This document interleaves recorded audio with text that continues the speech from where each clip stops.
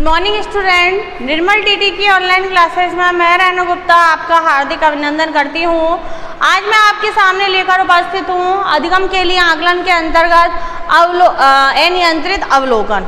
इससे पहले की भी क्लास में हमने पढ़ा था अवलोकन विधि का अर्थ, अवलोकन विधि के फीचर्स, विशेषताएं और उसके प्रकार में मैंने आपको 4 प्रकार उसके बताए थे। नियंत्रित और अनियंत्रित 4 प्रकार बताए थे अवलोकन विधि के, नियंत्रित और अनियंत्रित, प्रत्यक्ष अवलोकन विधि, बाह्य और आंतरिक अवलोकन विधि, निर्देशित और उत्पत्ति अवलोकन विधि। चारों में सबका मतलब मैंने समझा दिया था, दोनों में अंतर स्थापित मैंने कर दिया था, अंतर बता दिया था समझ में। उम्मीद करती हूँ कि आपके समझ में आ गया होगा। अब हम यहाँ पर पढ़ रहे हैं, एक हमारे मनोवैज्ञानिक हैं डॉक्टर गोविंद तिवारी जी। उन्होंने अपनी पुस्तक शैक्षिक और मनोवैज्ञानिक अनुसंधान के मूल आधार में अवलोकन विधि को निम्न प्रकार से वर्गीकृत किया है। इसका हम विस्तार से अध्ययन आज करेंगे। पहले मैंने बता चुकी हूँ कि इन्होंने अवलोकन विधि किसने किया है, ये डॉक्टर गोविंद तिवारी।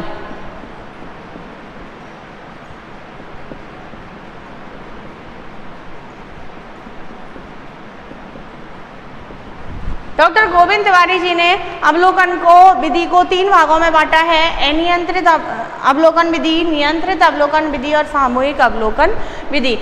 अनियंत्रित अवलोकन को उन्होंने पुनः 3 भागों में डिवाइड किया है, सहभागी, असहभागी और अर्ध सहभागी। और नियंत्रित को उन्होंने पुनः 2 भागों में डिवाइड किया है, घटना पर नियंत्रण और अनुसंधानकर्ता पर नियंत्रण। सामूहिक विधि का उन्होंने कोई वर्गीकरण नहीं किया है। देखिए आज हम आपके सामने हम पढ़ेंगे अनियंत्रित अवलोकन, जिसको 3 भागों में डिवाइड किया गया है। देखिए गुडे एंड हॉट ने कहा है कि व्यक्तियों के सामाजिक संबंधों के बारे में संपूर्ण ज्ञान अनियंत्रित अवलोकन विधि के द्वारा ही प्राप्त होता है। अनियंत्रित अवलोकन के बारे में गुडे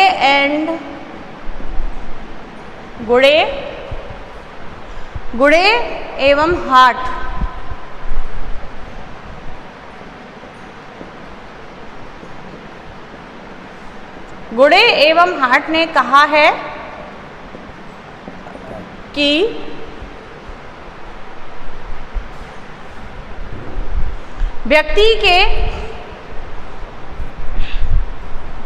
व्यक्तियों के सामाजिक संबंधों के बारे में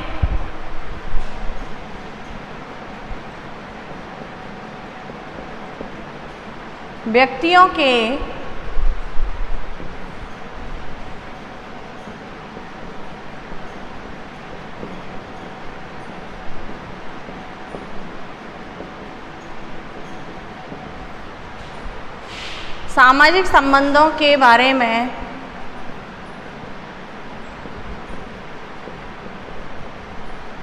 ज्ञान अनियंत्रित अवलोकन विधि के द्वारा ही के बारे में संपूर्ण ज्ञान अनियंत्रित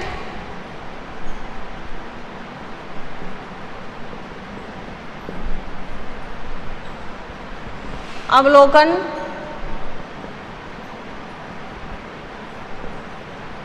विधि द्वारा ही प्राप्त किया जा सकता है।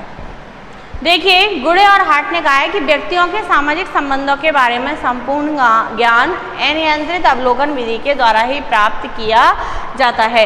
व्यक्ति समाज में कैसा व्यवहार करता है, इसका मतलब यही है कि मैंने आपको अभी इससे पहले की क्लास में बताया था कि जब हम प्रत्यक्ष विधि पढ़ते हैं, प्रत्यक्ष विधि में जब हम बाह्य और आंतरिक विधि अवलोकन विधि का पढ़ते हैं, तो बाह्य विधि में तो ये था कि बाहरी व्यक्ति की मदद ली जाती है, और आंतरिक अवलोकन विधि में ये था कि व्यक्ति को अपने बारे में विवरण प्रस्तुत करने को कहा जाता है। लेकिन मैंने आपको वहाँ एक चीज़ बताई थी कि जब व्यक्ति अपने बारे में विवरण प्रस्तुत करता है तो वह अपनी कमजोरियों को अक्सर छिपा जाता है। समाज के अनुसार समाज में क्या डिमांड है, समाज में सामने वाला व्यक्ति उससे क्या डिमांड कर रहा है, वह उसी के अकॉर्डिंग उसके प्रश्न का उत्तर देता है।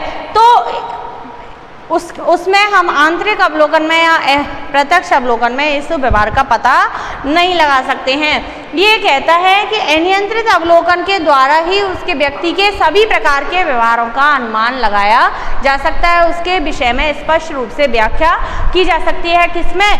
अनियंत्रित अवलोकन विधि में। समाज में व्यक्ति किस प्रकार का व्यवहार प्रदर्शित करता है, मित्रों के साथ उसका व्यवहार कैसा है, विद्यालय में उसका व्यवहार कैसा है, सहयोगियों के मित्रों के साथ, क्लासरूम में अदर व्यक्तियों के साथ उसका व्यवहार कैसा है, शिक्षकों में सभी शिक्षक के साथ किसके साथ कैसा करता है, किसके साथ कैसा व्यवहार प्रदर्शित करता है, उसकी हैबिट्स क्या हैं, वह अपनी कौन सी आदतें, कौन सी संवेग उस पर ज़रूरत से ज़्यादा हावी है। जिस प्रकार का व्यक्तित्व वह हमारे सामने दिखा रहा है, क्या वह घर में भी ऐसा व्यक्तित्व रखता है, समाज में भी ऐसा व्यक्तित्व रखता है। ये सब बातें, इन सब बातों की जानकारी, इन सब घटनाओं की जानकारी हमें किससे होती है?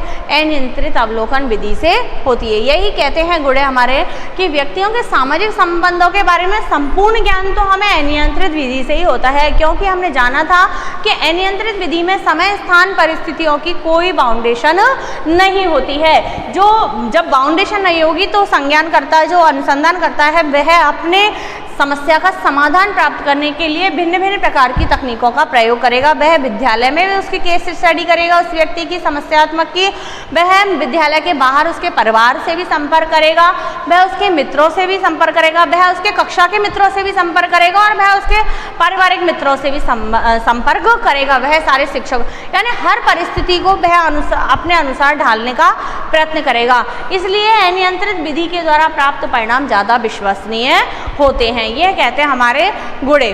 अब है अनियंत्रित अवलोकन विधि के 3 भेद हमने बताए थे, सहभागी, असहभागी और अर्ध सहभागी। तो पहले हम पढ़ते हैं सहभागी अनियंत्रित अवलोकन विधि। कौन सा पढ़ेंगे? सबसे पहला है हमारा सहभागी अनियंत्रित अवलोकन विधि। देखिए सहभागी अनियंत्रित अवलोकन विधि हमारी क्या कहती है। सहभागी, सबसे पहले इस शब्द का ही प्रयोग 1924 में किया था, 1924 में मोजर ने किया था। 1924 में मोजर ने सबसे पहले सहभागी शब्द का प्रयोग किया।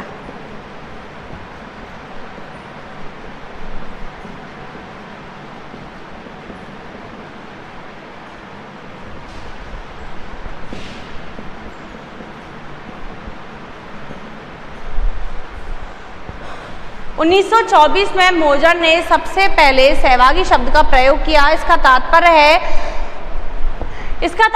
है इस शब्द का, सहभागी का मतलब है इसमें अनुसंधानकर्ता स्वयं समूह में पार्टिसिपेट करके अवलोकन करता है। भाई किसी व्यक्ति के विषय में कहा गया है आपको कि इस विषय में, इसके विषय में संपूर्ण जानकारी हमें चाहिए, तो कैसे प्राप्त की जा सकती है? कि पहले तो उस व्यक्ति से नज़दीकियाँ बढ़ाई जाए। नज़दीकियाँ यानी कि उसको अपने विश्वास में लिया जाए, उससे संपर्क बढ़ाए जाएं, जिससे कि हर उसकी आदत का हमें ज्ञान हो जाए। तो इस विधि में यही कहा गया है कि सहभागी शब्द का तात्पर्य है, शब्द का तात्पर्य है कि इसमें, इस विधि का तात्पर्य है कि इसमें अवलोकनकर्ता स्वयं उस समूह में भाग लेकर अवलोकन करता है, उस समूह में सम्मिलित होकर उसका अवलोकन करता है, जिससे वह उसके आंतरिक गुण और दोषों का सूक्ष्म अवलोकन कर सके। गुण और दोष दोनों ही, आंतरिक गुण और दोषों का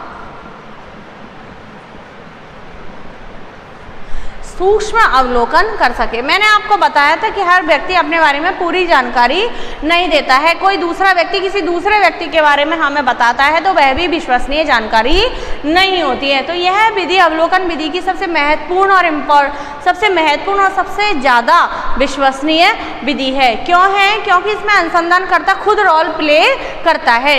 यानी कि नाटक कैसा होता है, नाटक में क्या क्या भूमिका अदा करनी पड़ती है, नाटक की जिम्मेदारी क्या होती है, नाटक के उद्देश्य क्या होते हैं, जैसे तो उसमें वही व्यक्ति उस चीज़ों को, सारे पॉइंट्स को अच्छी तरह से एक्सप्लेन कर सकता है जो उस नाटक में स्वयं पार्टिसिपेट करे।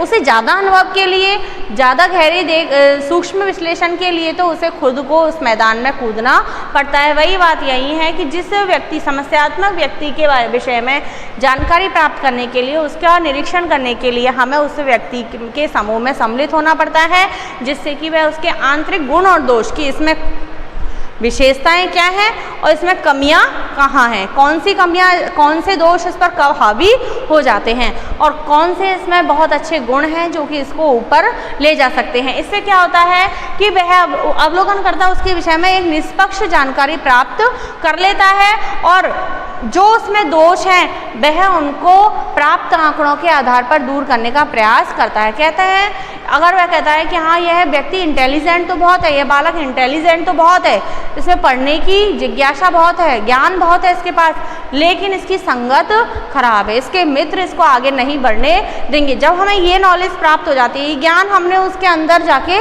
ले लिया, अंदर जाके यानी उसके साथ रहकर हमने ये चीज़ नोटिस कर ली, ये ऑब्जर्व कर लिया, ये प्राप्त कर लिया डाटा कि यह बालक वास्तव में बुद्धिहीन नहीं है, इसका बौद्धिक स्तर बहुत ऊंचा है या बहुत इंटेलिजेंट है, लेकिन इसकी जो संगत है, इसकी जो मित्रता है ऐसे व्यक्तियों के साथ, ऐसे बालकों के साथ है जो इसको आगे नहीं पहुंचने देना चाहते। जब हमें इस कमजोरी का पता चल जाता है तो हम उसका आसानी से क्या कर सकते हैं, समाधान कर सकते हैं, उसको गाइड कर सकते हैं या उसके दोस्तों को उससे दूर हटा सकते हैं, तो वह बालक आसानी से ऊंचाइयों को प्राप्त कर लेगा, आसानी से उसमें इस दोष का निराकरण हो जाएगा। इसलिए मनोविज्ञान के क्षेत्र में अवलोकन की विधि में यह अनियंत्रित अवलोकन की विधि सबसे ज़्यादा, सहभागी अवलोकन की विधि सबसे ज़्यादा कारगर होती है।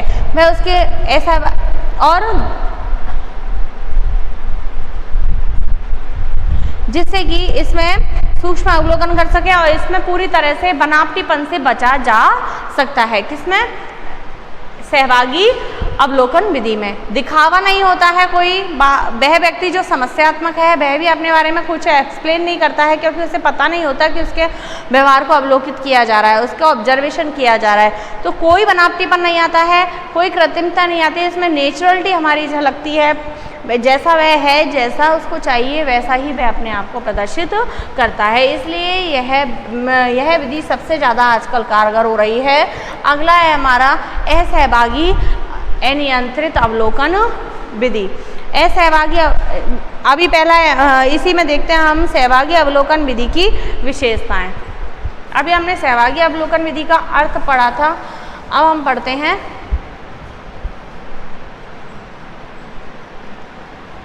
विशेषताएं। विशेषताओं में देखिए क्या है, सबसे पहली है हमारी सहभागी अवलोकन द्वारा प्रत्यक्ष अध्ययन किया जा सकता है। ये तो मैंने अभी बता ही दिया था सहभागी अवलोकन में।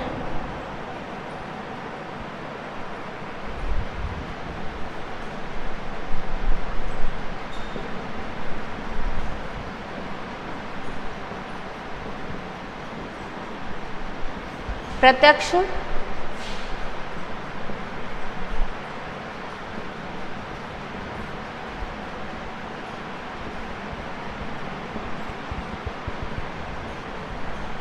इसके द्वारा प्रत्यक्ष अध्ययन किया जाता है। किसके द्वारा? सहभागी अवलोकन विधि के द्वारा। प्रत्यक्ष अध्ययन का मतलब है कि हम उसके साथ रहकर हर एक्टिविटी पर नज़र रखकर उसका अवलोकन करते हैं, बारीकी से उसका अवलोकन करते हैं।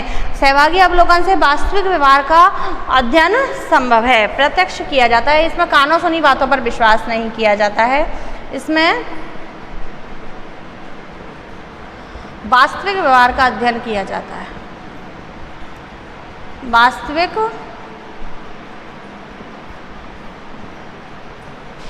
व्यवहार का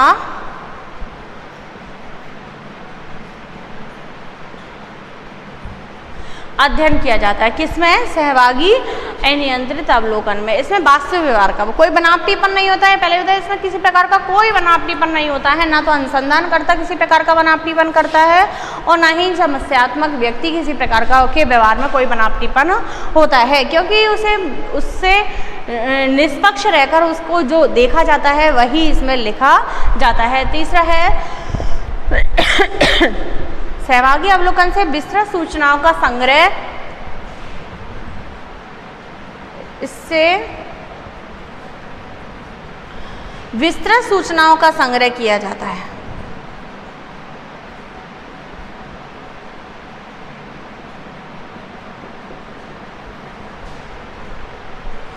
विस्तृत सूचनाओं का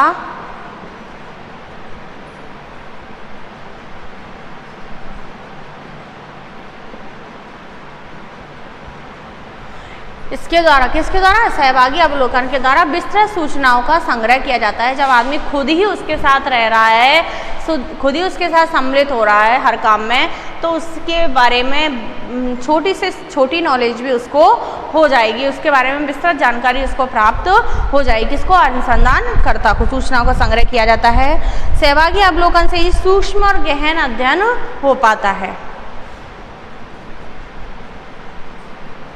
सूक्ष्म और गहन अध्ययन हो पाता है।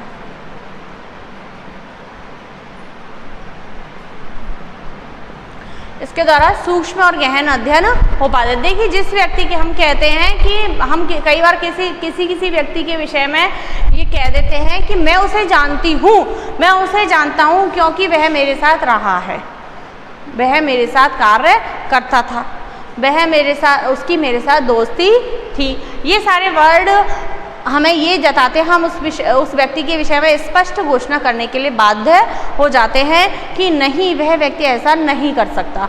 तो यह क्या चीज़ है, ये हमारा जो सेंटेंस है वह क्या व्यक्त करता है कि उसके विषय में हमने गहनता से जान लिया है, उसे हमने बहुत नज़दीकी से देख लिया है, उसके व्यवहार को सूक्ष्मता से हम जान सकते हैं, उसके व्यवहार को हम पढ़ सकते हैं। अगला है इसकी विशेषताएं। सहभागी बनकर ही सहजतापूर्वक तरीके से अवलोकन हो सकता है।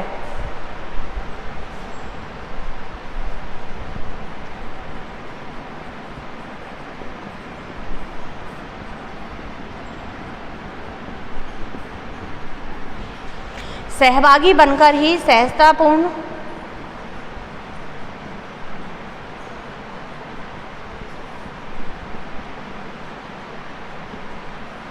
तरीके से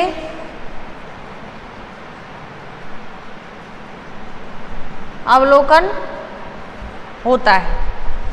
सहभागी बनकर ही सहजतापूर्ण तरीके से अवलोकन होता है। आपने देखा होगा कई बार हम बहुत दुखी होते हैं, कई ऐसी बातें होती हैं जो हम किसी से शेयर नहीं कर पाते, या डर की वजह से, या पेरेंट्स को हम बताना चाहते हैं ना नहीं बता पाते, हमें एक भय रहता है कि शायद वो नाराज़ नहीं हो जाएं, शायद उन्हें गलत नहीं समझें, ये सारी चीज़ें। लेकिन जब हमें कोई ऐसा व्यक्ति मिल जाता है, कई बार हमारे साथ एक ऐसे व्यक्ति जुड़ जाते हैं कि वह बिल्कुल सहजतापूर्ण हमसे पूछते हैं कि वह हमारे अपने हैं, वह हमारे विषय में अच्छी सोच रखते हैं। तो जो बात हमें अंदर ही अंदर परेशान कर रही थी, जो व्यवहार हमें परेशान कर रहा था, जिसे हम ओपनली किसी से नहीं कह पा रहे थे, हम उस दोस्त से आसानी से उसे कह देते हैं। क्यों? क्योंकि वह हमारा अंतरंग है, हमें उस पर विश्वास है, हम उससे अपनी बात कहकर अपना मन हल्का कर लेते हैं। हमें पता है कि इससे कहने से यह बात इतनी बड़ी नहीं होगी, वह हमारे दुख को समझेगा और हमें आसानी से समस्या का समाधान मिल जाएगा। तो सहजतापूर्ण तरीके से इस विधि में अवलोकन होता है, उसके साथ रहकर, समस्यात्मक व्यक्ति के साथ रहकर इसमें अवलोकन होता है। सहभागी बनकर अवलोकन होता है, जिससे वह सहजतापूर्वक अपने विषय में बताता चला जाता है। नॉर्मली वह अपने विषय में, अपने बारे में, अपने जीवन के बारे में विस्तार से बताता चला जाता है। अनुसंधानकर्ता की कुशलता में वृद्धि भी सहभागिता अवलोकन से होती है।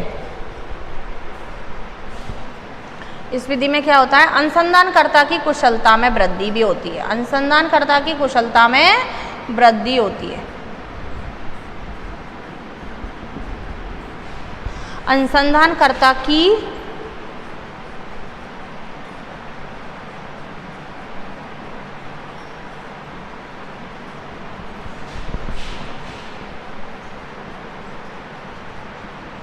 कुशलता में वृद्धि भी किससे होती है? सहभागी अवलोकन विधि से। यानी अनुसंधानकर्ता स्वयं इसमें पार्टिसिपेट कर रहा है तो वह हर परिस्थिति को खुद के ऊपर ढालने का प्रयास करेगा, हर परिस्थिति में उसका साथ देने का प्रयास करेगा, तो इससे उसके कौशल में भी वृद्धि होती है, उसके एक्सपीरियंस में भी वृद्धि होती है। जब अनुसंधानकर्ता को एक निश्चित समय स्थान परिस्थिति दे दी जाती है और नियंत्रित अध्ययन करवाया जाता है, नियंत्रित अनुसंधान करवाया जाता है, तो वह अपनी इतनी योग्यता को विकसित नहीं कर पाता जितना कि वह सहभागी अवलोकन विधि में आसानी से कर लेता है। अगला है पूर्व में संग्रहित सूचनाओं की परीक्षा संभव है। पूर्व में संग्रहित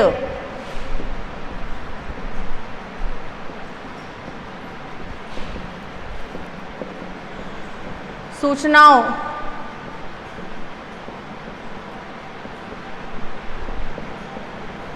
की परीक्षा संभव है।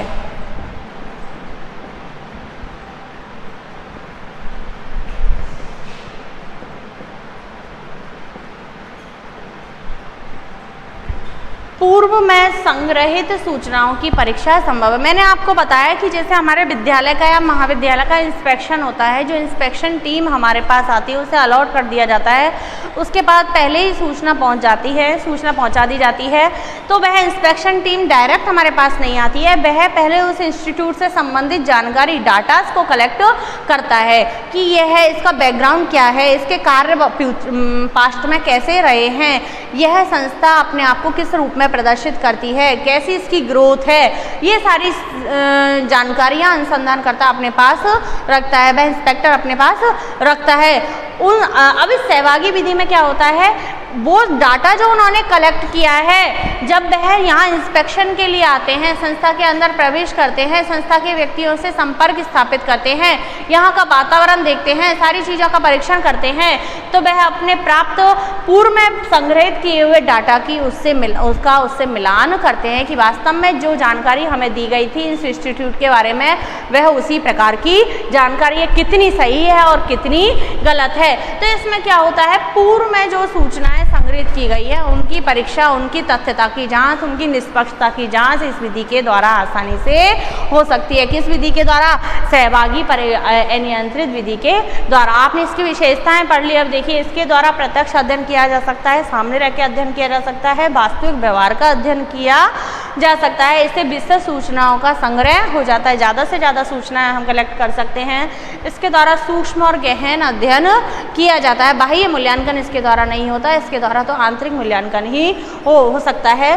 सहभागी बनकर ही सहजतापूर्ण तरीके से अवलोकन हो सकता है, किसी व्यक्ति को हम बाध्य नहीं कर सकते कि वह अपने बारे में सारी चीज़ें बताए, तो और लेकिन अगर हम उसे उसका अंतरंग बनकर, उसका मित्र बनकर, उसका सहयोगी बनकर अगर कोई कार्य करते हैं, जो जानकारी चाहते हैं, तो वह सहजतापूर्वक हमें आसानी से बता देता है। अनुसंधानकर्ता की कुशलता में भी वृद्धि इस विधि के द्वारा ही होती है, क्योंकि वह स्वयं रोल प्ले करता है। पूर्व में संग्रहित सूचनाओं की परीक्षा इसके द्वारा संभव हो जाती है। जो डाटा हमने कलेक्ट किया है, किसी घटना से संबंधित, किसी समस्या से संबंधित, किसी व्यक्ति से संबंधित जो डाटा कलेक्शन हमने किया है, वह कितना तथ्यपूर्ण है, कितना निष्पक्ष है, कितना सच है, कितना उसमें झूठ है, ऐसे इन चीज़ों की जानकारी सहभागी नियंत्रित अवलोकन के द्वारा आसानी से हो जाती है।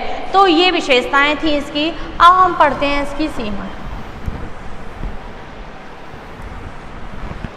सोचती हूँ, समझती हूँ कि आपके समझ में आ रहा होगा। अगर आप पढ़ रहे हैं तो पढ़ना बहुत ज़रूरी है। देखिए, इस काल में ये मेहनत आपके लिए ही की जा रही है। ऐसा नहीं है कि यहाँ किसी और को फ़ायदा हो रहा है। सहभागी अवलोकन विधि की सीमाएं अभी हमने पढ़ी थी, विशेषताएं। हर चीज़ के दो सिक्के होते हैं, एक गुण और एक दोष। अब हम पढ़ेंगे सीमाएं। सहभागी अवलोकन विधि की सीमाएं। सहभागी अवलोकन की सीमाओं में पहला है, पूर्णतः सहभागिता संभव नहीं है। सबसे महत्वपूर्ण है, पूर्ण सहभागिता संभव नहीं है।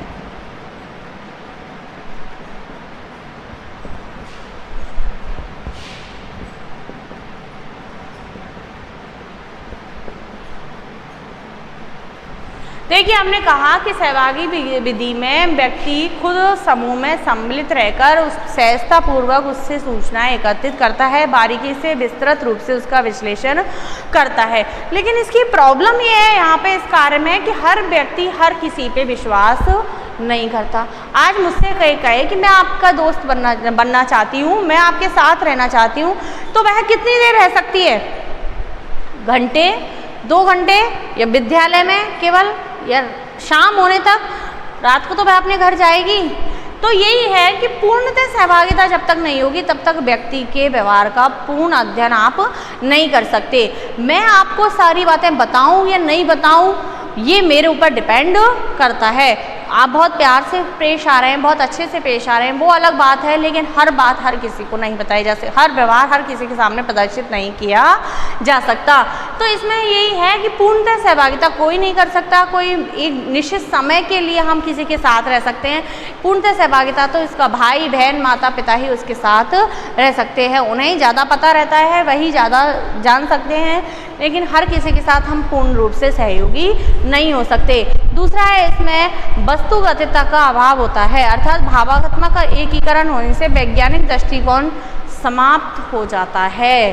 अनुसंधानकर्ता को पूरी तरह से मनोवैज्ञानिक होना पड़ता है। तो वस्तुगतता,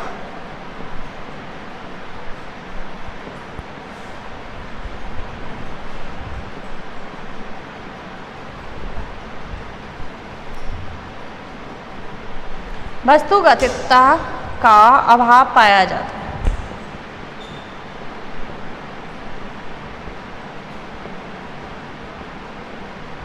यानी वैज्ञानिकता समाप्त हो जाती है।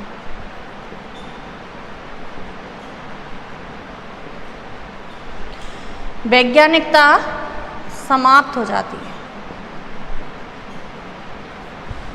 वैज्ञानिकता कैसे समाप्त हो जाती है? आप देखिए, वस्तुगतता का अभाव रहता है, यानी कि जब हम किसी के साथ सहयोगी रहते हैं, उसके सुख दुख में उसका हाथ बटाते हैं, उस व्यक्ति को बारीकी से संग रहकर जानने का प्रयास करते हैं, उसकी समस्या का समाधान ढूंढने का प्रयास करते हैं, तो हम उससे भावात्मक रूप से अटैच हो जाते हैं। अगर हम भावात्मक रूप से अटैच नहीं होते, हमारे इमोशंस उसके साथ नहीं जुड़ पाते, या कि जैसे मैंने कहा कि कोई मुझसे कहता है कि मैं आपकी फ्रेंड बनना चाहती हूँ, तो कब फ्रेंड बनेगा? कब फ्रेंड बनेगी? जब वह मुझसे इमोशनली टच में रहेगी, यानी मेरे सुख दुख में मेरा हाथ बटाएगी, मेरी हर प्रॉब्लम का सॉल्यूशन लेके आएगी।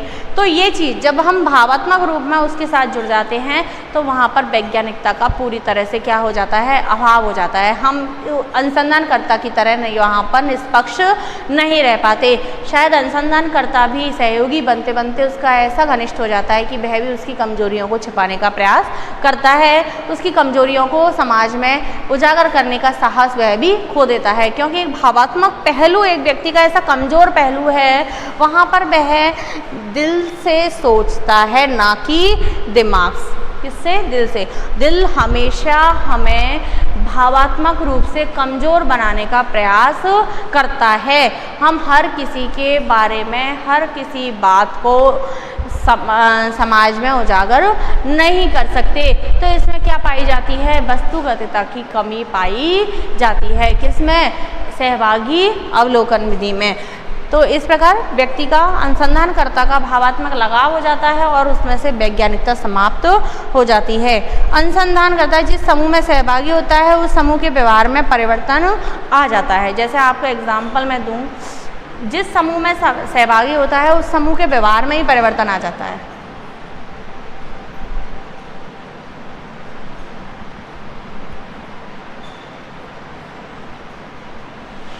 जिस समूह में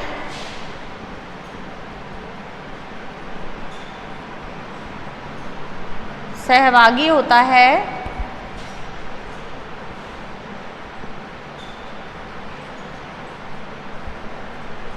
उस समूह के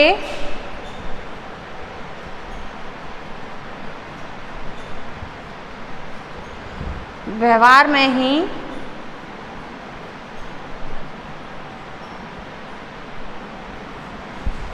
परिवर्तन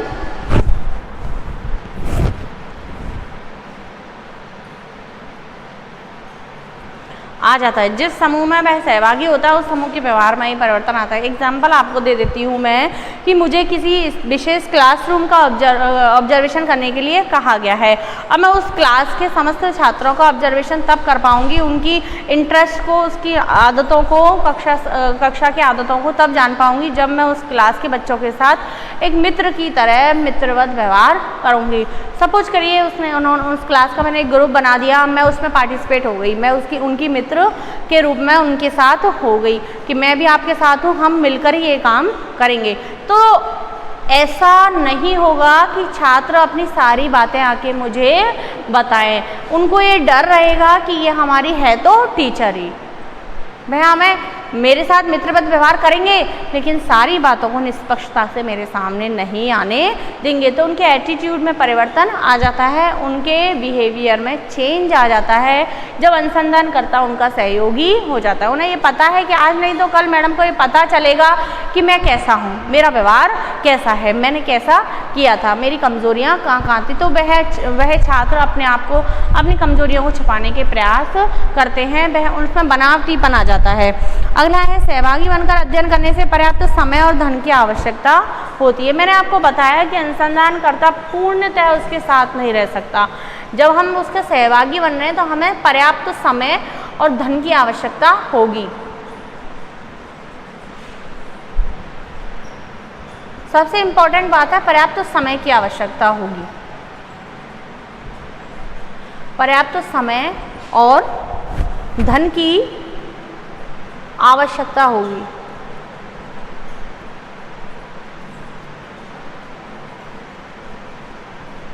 पर्याप्त समय और धन की आवश्यकता होगी। भाई हर कोई हर किसी के साथ पूरी तरह साथ में नहीं रह सकता, ऑल टाइम साथ नहीं रह सकता। एक लिमिट होती है समय की। मैं अगर कक्षा का मूल्यांकन कर रही हूँ, कक्षा का ऑब्जर्वेशन कर रही हूँ, तो मैं विद्यालय समय में ही उनके साथ रह सकती हूँ। बाद के टाइम में हर किसी के साथ रहना पॉसिबल नहीं होता। हर किसी के साथ क्या, एक ही बच्चे के साथ विद्यालय के बाहर रहना मेरे लिए पॉसिबल नहीं होता है। और अगर ऐसा है तो मुझे अतिरिक्त धन की भी आवश्यकता पड़ेगी। तो इस प्रकार यह एक एक्सपेंसिव विधि के अंतर्गत, मेथड के अंतर्गत भी आ जाती है। यह अनुसंधानकर्ता के लिए एक समय की और धन की प्रॉब्लम को खड़ा करती है। इस विधि से विशिष्ट समूहों का अध्ययन नहीं हो पाता है।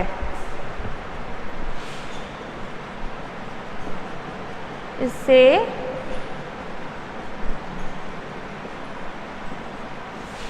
विशिष्ट समूहों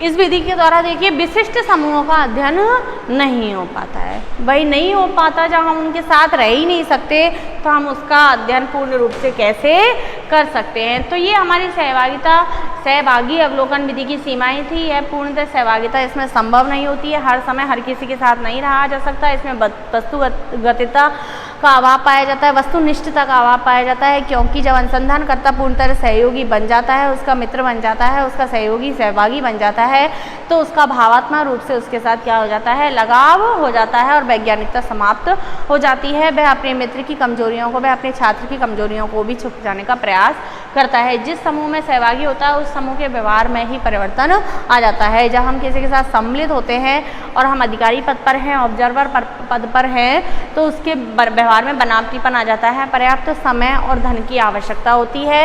इसके द्वारा विशिष्ट समूहों का अध्ययन भी नहीं किया जा सकता है। हर किसी का अध्ययन इसके द्वारा संभव नहीं है। हर किसी का सहभागी बनकर उसका अध्ययन नहीं किया जा सकता। हम ये मान सकते हैं कि इसकी विशेषता ये है कि हम किसी के साथ रहकर उसका सूक्ष्म और गहन अध्ययन कर सकते हैं, उसका विस्तृत विश्लेषण कर सकते हैं, लेकिन हर किसी के साथ हम हमेशा रह नहीं सकते। अगली इसकी विधि है अनियंत्रित अवलोकन की, असहभागी अवलोकन विधि। इसको हम अगली क्लास में इसका अध्ययन करेंगे। धन्यवाद।